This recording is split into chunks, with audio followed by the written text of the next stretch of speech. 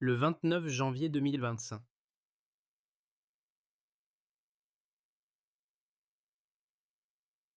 Trois États du Sahel se lient par les armes et pourtant, près de 40% du Burkina Faso reste sous pression djihadiste, comme si l'alliance naissait déjà avec une fracture dans sa promesse de sécurité.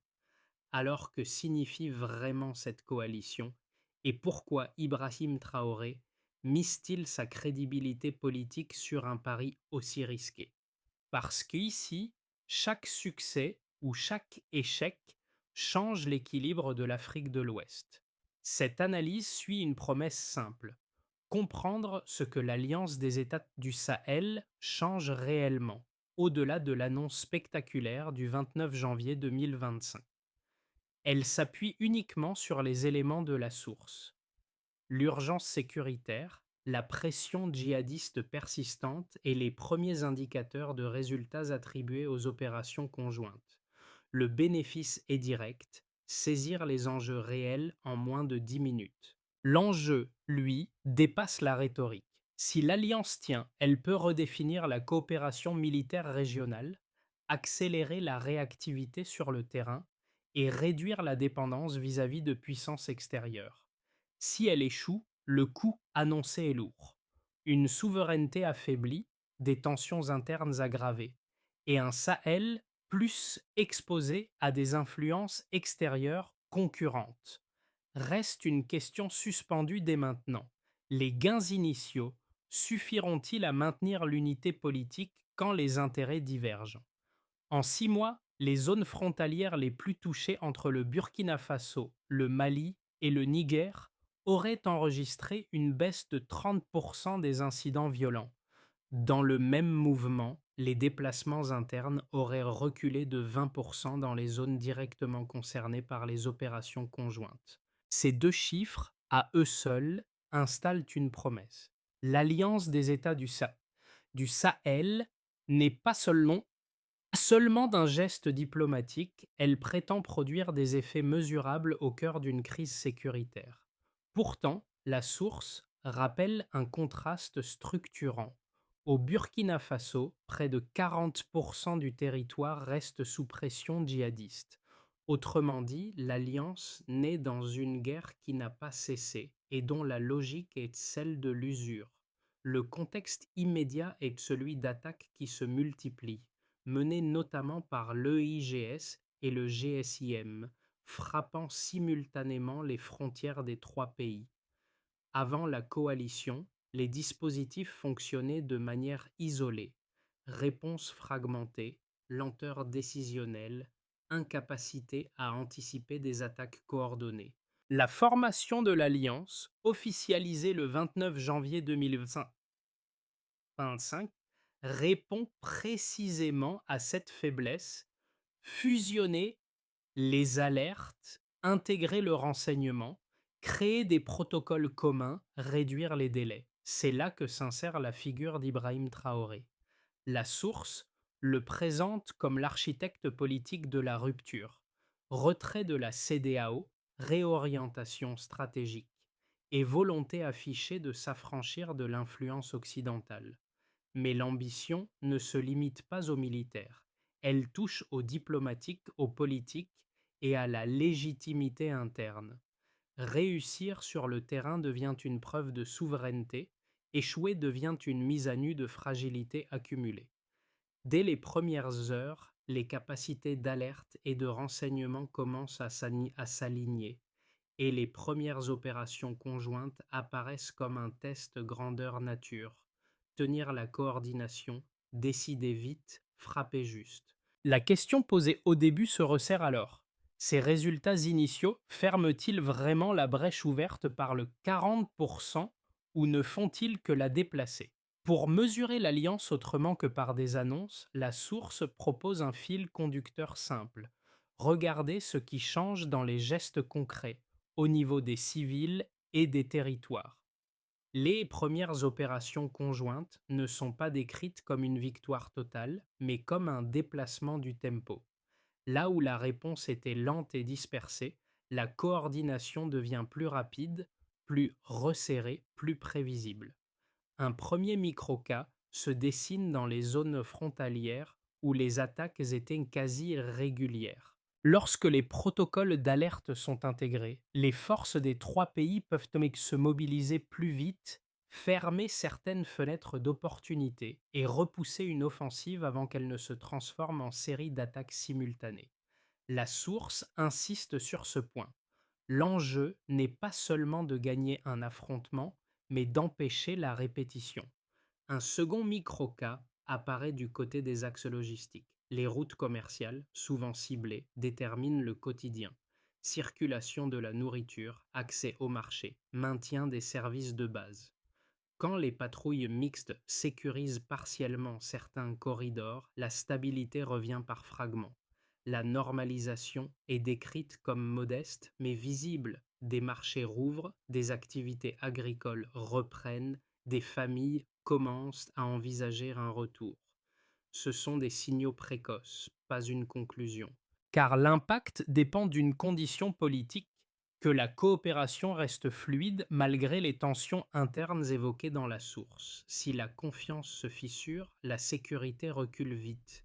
Si l'unité se maintient, la stabilité s'installe par étapes. En clair, l'alliance se juge au quotidien, pas au discours. Avant le 29 janvier 2025, la lutte contre les groupes armés avance en ordre dispersé. Chaque capitale protège son périmètre. Chaque armée répond selon ses propres priorités. Le renseignement reste cloisonné. Les alertes circulent lentement. Les attaques peuvent se succéder sur plusieurs fronts sans coordination efficace en face. C'est ce avant que la source décrit comme une faiblesse structurelle. Des dispositifs nationaux isolés, donc vulnérables à une menace mobile, opportuniste et souvent simultanée. Après le 29 janvier, le rythme change. L'alliance des États du Sahel est annoncée, et la source insiste sur un détail révélateur. À peine quelques heures plus tard, les forces commencent déjà à intégrer leurs capacités de renseignement et leurs protocoles d'alerte. L'activation est immédiate, ce n'est pas une structure théorique, c'est une réponse construite dans l'urgence. L'objectif est clair: réduire les délais de réaction, fermer les brèches et empêcher que des attaques parallèles ne saturent les défenses locales. L'activation prend la forme d'une synchronisation. Les bases de données s'alignent, les échanges d'informations deviennent plus rapides, les décisions se centralisent davantage. L'architecture de commandement prétend raccourcir la chaîne entre l'alerte et l'action. C'est le premier pari opérationnel: gagner du temps. Et, dans cette guerre, gagner du temps peut valoir un territoire. Puis vient le pic. La source évoque des actions conjointes qui se mettent en place sans attendre. Au Burkina Faso, une offensive coordonnée entre l'armée burkinabé et des troupes maliennes repousse une attaque majeure de l'EIGS dans une zone frontalière stratégique. Le message est brutal. L'Alliance veut prouver son efficacité sur le terrain, pas seulement dans les communiqués. Au Niger, l'intégration d'une force aérienne combinée contribue à sécuriser des axes de transport auparavant vulnérables. La logique est la même: sécuriser les couloirs, réduire les embuscades, stabiliser des points critiques. C'est dans cette phase que la figure d'Ibrahim Traoré prend un relief politique particulier. La source le présente comme l'initiateur de la rupture. Retrait de la CEDEAO, choix d'une coopération militaire resserrée avec le Mali et le Niger, et volonté de se libérer de l'influence occidentale. Son pari est double. Militaire d'abord, prouver que l'unification des forces améliore la réactivité. Diplomatique ensuite, affirmer une souveraineté régionale et réorienter les alliances. Dans ce cadre, Ibrahim Traoré n'est pas seulement un chef d'État, il devient un point de fixation, celui sur lequel s'accrochent les attentes et les critiques. Puis viennent les répliques. La source ne parle pas d'une victoire définitive, mais d'une dynamique en construction, avec ses frictions. Les premières opérations renforcent la légitimité de l'alliance, mais les tensions politiques internes apparaissent en parallèle. Le poids de Ouagadougou inquiète Bamako et Niamey. Certains redoutent une structure dominée par le Burkina Faso. Cette inquiétude n'est pas périphérique. Elle peut fragiliser la cohésion, donc l'efficacité. Dans le même temps, l'alliance attire des regards extérieurs. Russie, Chine et Turquie sont mentionnés comme des puissances dont l'implication croissante complexifie le jeu. Le risque implicite est que la coalition devienne aussi un terrain de compétition géopolitique. L'effet est immédiat. Pression diplomatique, soupçons et polarisation. La chronologie, telle que la source la déroule, ressemble donc à une ligne tendue. Urgence sécuritaire, décision radicale, première victoire, puis retour des contraintes politiques. Et une question reste suspendue dès la fin de ce segment. L'Alliance saura-t-elle transformer sa vitesse militaire en stabilité durable sans s'user dans ses propres déséquilibres? Avant l'Alliance, les attaques et les déplacements augmentaient dans des zones clés. Après sa mise en place, la source décrit un premier basculement mesurable sur plusieurs indicateurs. Ce basculement signifie une chose: la coordination commence à produire des effets visibles. D'abord, un premier indicateur se détache: réduction des attaques, 30% en 6 mois. Cette baisse traduit une coopération militaire plus rapide et coordonnée. Selon la source, ce recul concerne surtout les zones frontalières autrefois les plus exposées entre le Burkina Faso, le Mali et le Niger. L'explication donnée n'est pas une supériorité soudaine de moyens, mais un changement de méthode. Avant, les réponses étaient fragmentées, souvent lentes, et laissaient des fenêtres d'opportunité aux groupes armés. Après, l'architecture de commandement est décrite comme plus centralisée, avec une intégration du renseignement et des protocoles d'alerte. Le résultat attendu est simple: réduire la capacité des groupes djihadistes à frapper sur plusieurs fronts au même moment. En filigrane, la mesure suggère que la vitesse et la synchronisation comptent autant que la puissance brute. Ensuite, un second indicateur confirme la tendance: déplacements internes. 20% dans les zones concernées. Cela indique une stabilisation partielle qui réouvre des marges de normalité. La source associe ce recul à une amélioration de la sécurité sur le terrain, suffisamment forte pour que certaines familles commencent à envisager un retour. Au début de 2025, environ 1,5 million de personnes étaient déplacées à cause des violences, principalement dans des zones rurales. La diminution évoquée reste prudente, présentée comme modeste, mais elle est décrite comme tangible. Marchés qui réapparaissent, activités agricoles qui reprennent, circulation un peu moins entravée. Ici, le chiffre n'est pas seulement un indicateur humanitaire, il devient un révélateur politique. Car un retour, même partiel, nourrit la légitimité des autorités et renforce l'idée qu'une stratégie de sécurité commune peut améliorer la vie quotidienne. Enfin, un troisième indicateur éclaire la dimension économique: échanges commerciaux. Pulse 15% dans les zones sécurisées. Cela suggère une reprise fragile, dépendante de corridors protégés. La source relie cette progression à la sécurisation partielle de certains axes logistiques. Avant, les routes commerciales étaient régulièrement ciblées, perturbant l'approvisionnement en nourriture et en ressources de base. Avec des patrouilles mixtes, certains corridors sont décrits comme plus praticables, moins interrompus, et donc capables de soutenir un minimum de circulation des marchandises. Mais l'analyse reste prudente. La vulnérabilité demeure, et une amélioration de volume ne garantit pas une stabilité durable. Elle montre seulement qu'un espace économique commence à respirer dès que la sécurité crée des plages de continuité. Ces trois mesures dessinent une logique cohérente. Quand l'alerte, le renseignement et la réaction sont mutualisés, l'effet se voit sur la violence, sur les déplacements, puis sur l'économie. C'est précisément pour cela que le rôle d'Ibrahim Traoré devient central dans la source. Ces chiffres ne sont pas neutres, ils portent une promesse politique. Pourtant, la même source rappelle que ces gains restent fragiles, car ils dépendent d'une condition non quantitative, la cohésion interne entre les trois États. Si les tensions politiques s'aggravent, la mécanique opérationnelle peut ralentir et les chiffres peuvent se retourner. La question se resserre donc, l'alliance peut-elle transformer une amélioration mesurée en stabilité durable ou ces indicateurs ne sont-ils qu'un répit dans une guerre longue? L'alliance des États du Sahel divise parce qu'elle peut être lue de deux manières, chacune cohérente si l'on s'en tient à la source. Le premier argument favorable affirme que l'alliance représente la réponse la plus rationnelle dans un contexte d'urgence.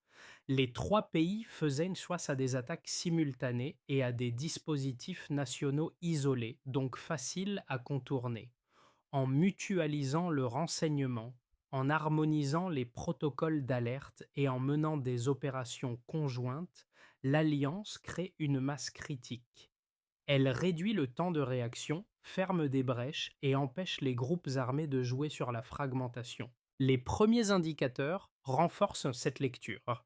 Baisse de 30% des attaques dans les zones frontalières les plus touchées, diminution de 20% des déplacements internes, reprise partielle des échanges. Dans cette perspective, la coalition ne promet pas la paix immédiate, mais elle prouve qu'une architecture commune peut produire des effets concrets. Le second argument, sceptique, se fonde sur les risques internes et les pressions extérieures. La source évoque des tensions politiques liées à la domination perçue du Burkina Faso dans la structure. Bamako et Niamey craignent qu'une centralisation excessive transforme l'alliance en hiérarchie. À cela s'ajoute la dimension géopolitique. L'implication croissante de puissances comme la Russie, la Chine ou la Turquie pourrait faire basculer la coalition vers un terrain de compétition où la coopération militaire devient un instrument diplomatique.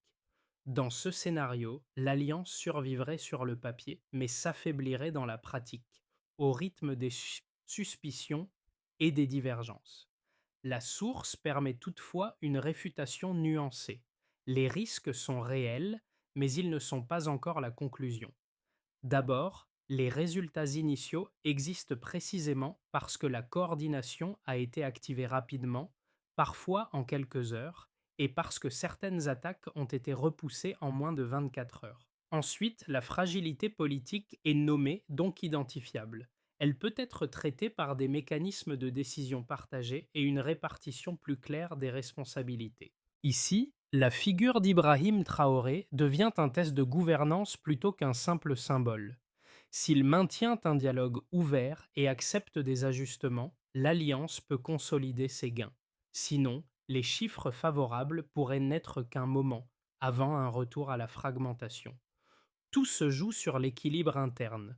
La source suggère que le vrai pivot de l'alliance n'est pas militaire, mais politique. Les premières opérations montrent qu'une coordination rapide peut réduire les attaques et sécuriser des axes vitaux. Pourtant, la même dynamique crée une tension silencieuse, la perception d'une domination du Burkina Faso dans la structure commune. Ce point, présenté comme sensible, peut devenir un facteur de rupture si Bamako et Niamey estiment que la coalition se transforme en hiérarchie.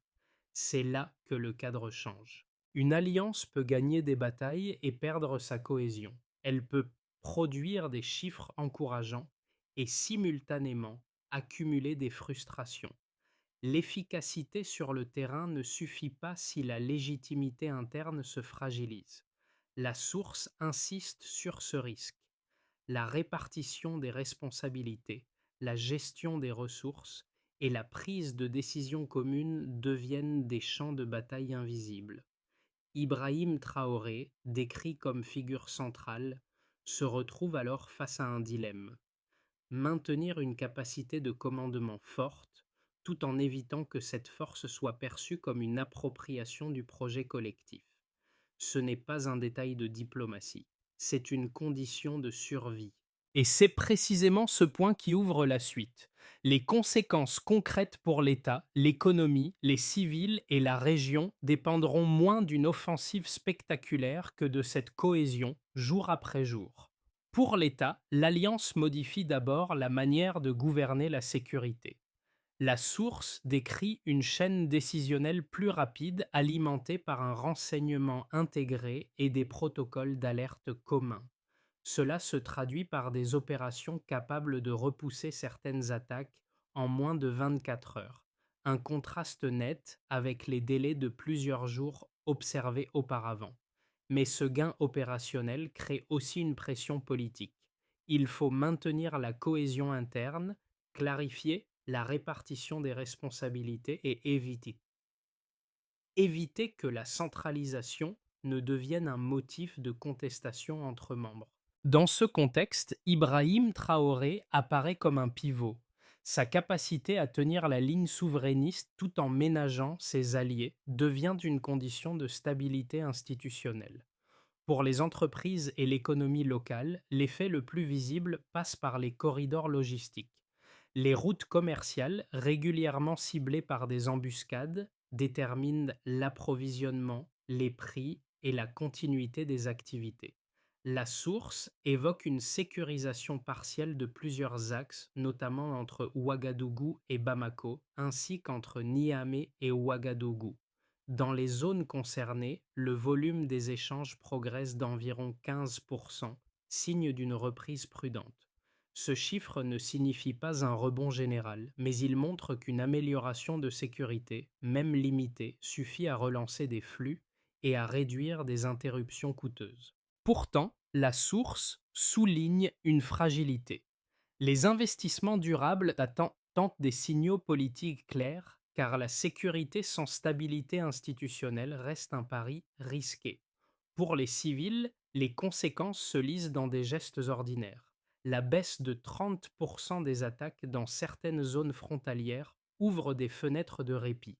Des marchés rouvrent, des activités agricoles reprennent et surtout, les déplacements internes reculent de 20% dans les zones directement concernées par les opérations. La source rappelle qu'au début de 2025, environ de personnes étaient déplacées. Le recul évoqué reste modeste, mais il est décrit comme tangible parce qu'il signifie un retour possible. Néanmoins, cette normalisation demeure conditionnelle. La menace peut se réactiver et la vie civile reste suspendue à la continuité des patrouilles mixtes et à la solidité politique de l'Alliance. Pour la région et le jeu géopolitique, l'Alliance agit comme un repositionnement stratégique. Elle est présentée comme une tentative de réduire la dépendance vis-à-vis des puissances occidentales et d'affirmer une souveraineté régionale, notamment après la rupture avec la CEDEAO. Mais cette réorientation attire aussi des influences concurrentes. La source mentionne la Russie, la Chine et la Turquie, dont l'implication croissante peut soutenir l'alliance tout en la plaçant au centre d'une compétition. Le résultat est ambivalent. L'alliance des États du Sahel peut devenir un modèle de coopération sécuritaire, ou un terrain où les tensions internes se combinent aux pressions extérieures. Ibrahim Traoré, encore une fois, se trouve au point de jonction. S'il consolide l'unité, les gains peuvent se stabiliser. S'il échoue à équilibrer les intérêts, les effets positifs décrits par la source peuvent se dissiper. Et si l'Alliance devait affronter son vrai test maintenant, non pas gagner une opération, mais durer? Le premier scénario, le plus probable, est celui d'une stabilité fragile. Dans cette trajectoire, l'Alliance des États du Sahel conserve son élan opérationnel, mais sans résoudre complètement ses tensions internes. Les mécanismes de coordination restent actifs. Renseignements partagés, alertes plus rapides, patrouilles mixtes et maintien de corridors logistiques les partiellement sécurisés. Les gains décrits par la source, baisse des attaques dans certaines zones, recul des déplacements, reprise limitée des échanges, continue, mais à un rythme irrégulier. La fragilité demeure politique. La répartition des responsabilités et la perception d'une domination du Burkina Faso suscitent des frictions périodiques. L'Alliance avance donc par ajustement, sans rupture, mais sans verrouiller sa cohésion. Le deuxième scénario, plus favorable, est celui d'une consolidation et montée en puissance. Ici, la coalition transforme ses premières victoires en structures durables. Les tensions entre membres diminuent grâce à des compromis clairs sur la prise de décision et le partage des charges. Le commandement unifié gagne en légitimité et l'intégration du renseignement devient plus fluide. Les opérations conjointes s'intensifient, les délais de réaction se raccourcissent et la dynamique de stabilisation s'étend à davantage de zones. La sécurisation des axes logistiques se renforce, ce qui consolide la reprise économique locale et encourage des engagements plus durables. Sur le plan extérieur, l'Alliance parvient à équilibrer l'appui de partenaires comme la Russie ou la Chine sans perdre l'objectif de souveraineté.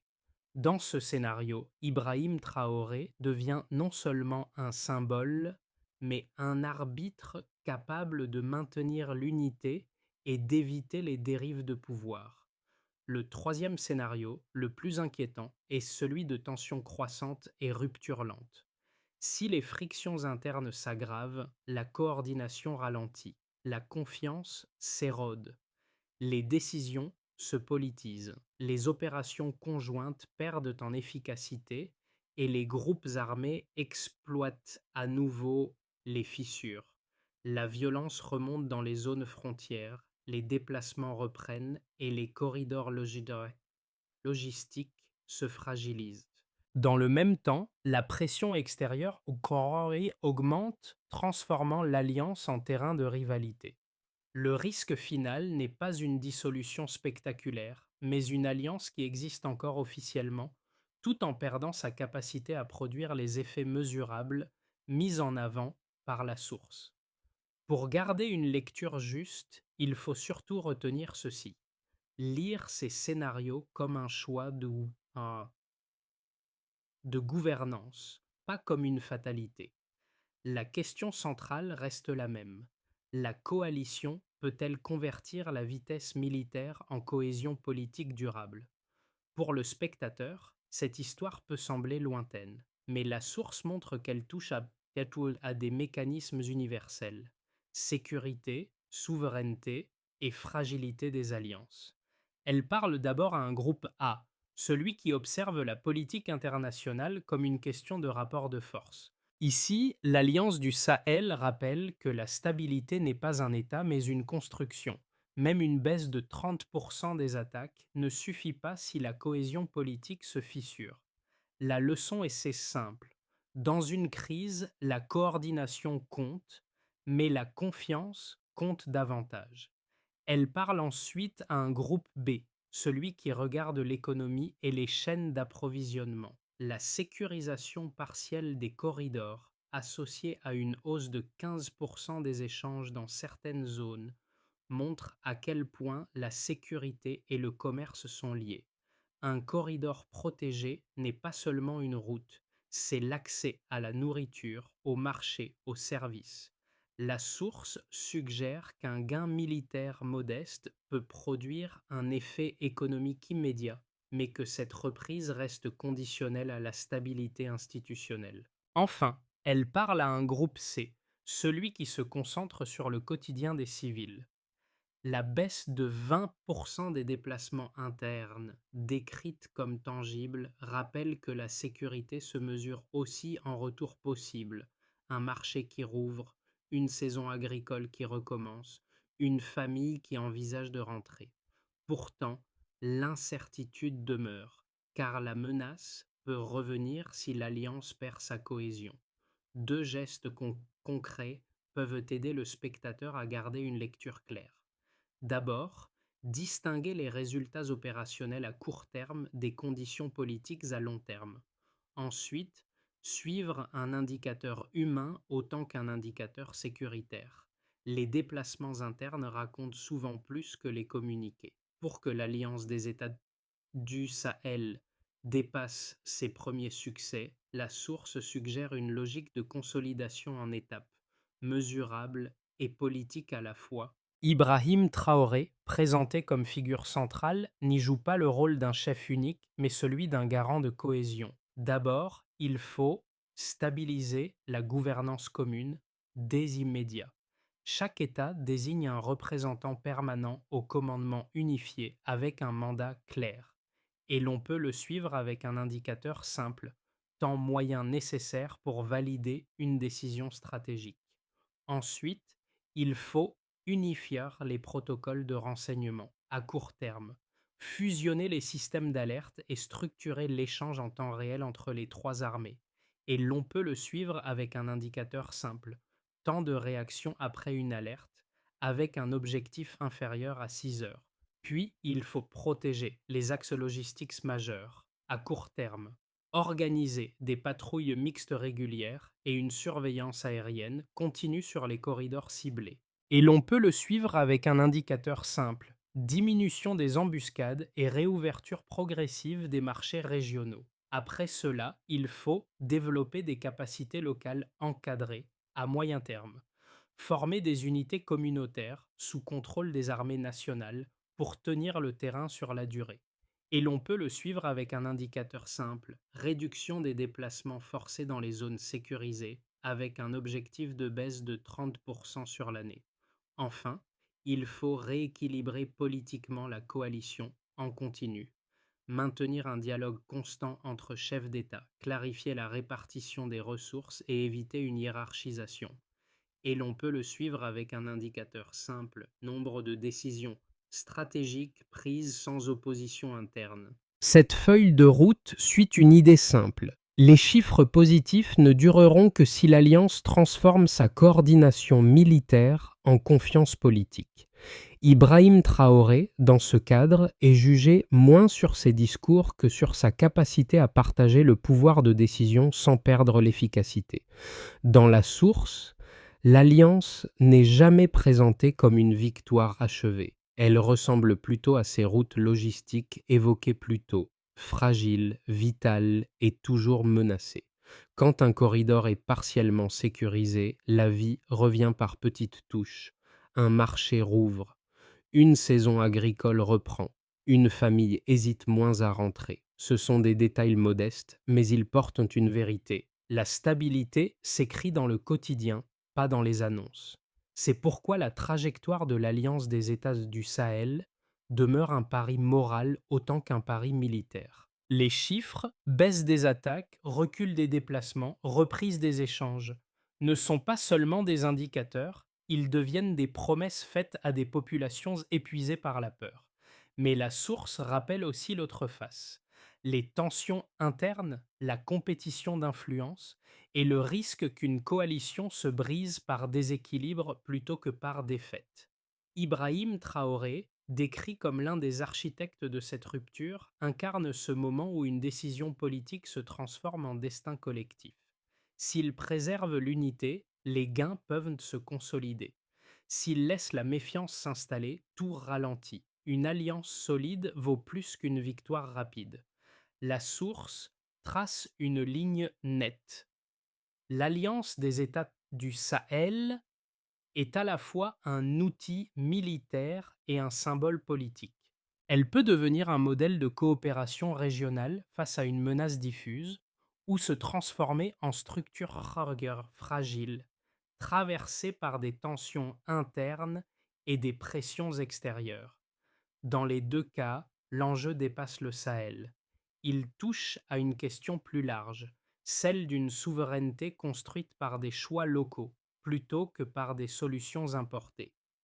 Ibrahim Traoré apparaît dans ce récit comme un point de jonction entre ces deux lectures.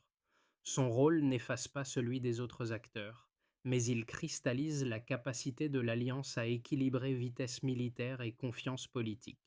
Si l'unité tient, les indicateurs positifs peuvent se consolider. Si elle se fissure, les gains décrits peuvent se dissoudre aussi vite qu'ils sont apparus. Alors, selon vous, Qu'est-ce qui décidera vraiment de l'avenir? La puissance opérationnelle sur le terrain ou la capacité des 3 États à partager le pouvoir sans méfiance? Et quel type de soutien extérieur peut aider sans transformer cette alliance en instrument de rivalité?